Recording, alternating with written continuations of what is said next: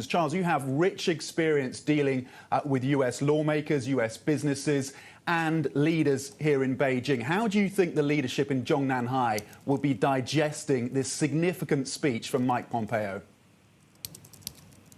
I think it's just considered another round of attacks to provoke China into confrontation.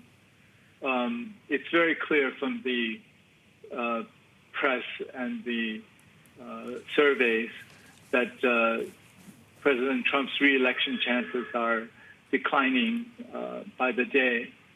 So his strategy is very much of confronting China to provoke China into a confrontation so he can look like a strong man. It's not only on the geopolitical side, domestically as well, sending federal agents into Portland and now into Chicago and other places is to create confrontations. The more confrontation, the more he feels his base is going to be with him. I don't think the Chinese side will take, they will protest. I mean, there will be lots of protestations, but will take strong measures. The Chinese government, like most others, are simply planning for a post-Trump world.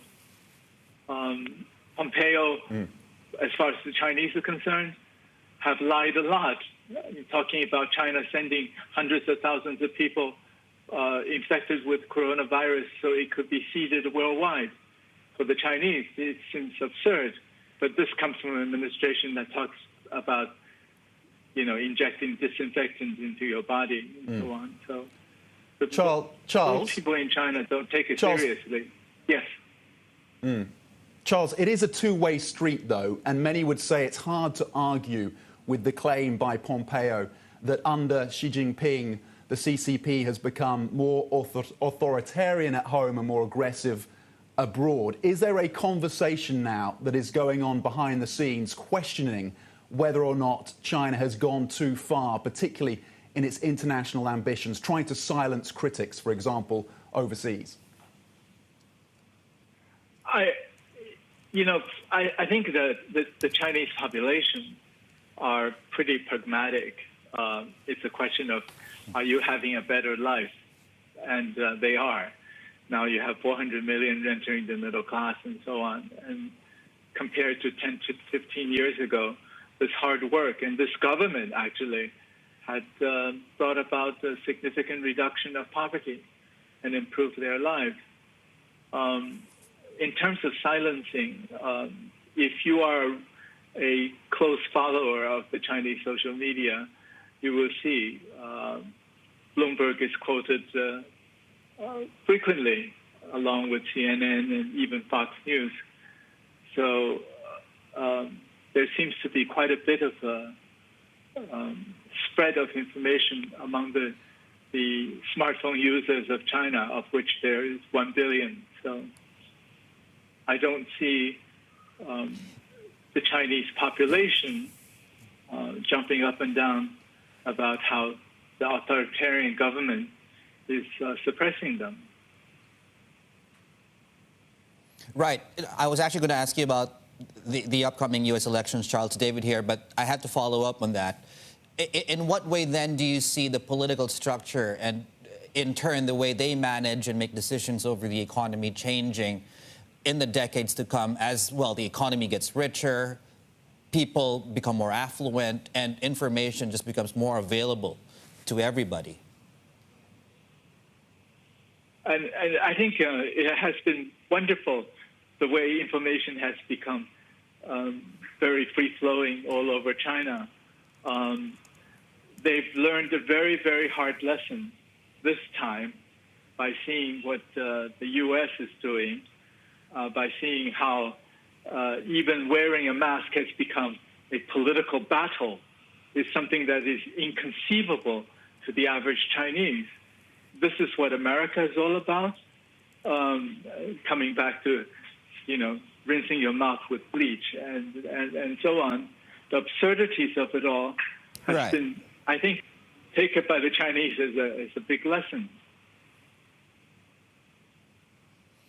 Okay, well, yeah, I mean, there are absurdities on both sides. I think we need to make that clear, and equally, there is a lot more information that's available now. It doesn't mean it's completely free as well. We can talk about that. That's a longer topic altogether sometime, Charles. Let me ask you about this then. As you know, as a businessman, as an investor, the taking a hardline stance against China seems to have a lot of support both sides of the aisle. And post-November, it does seem things like the decoupling of technology and supply chains, that's going to continue.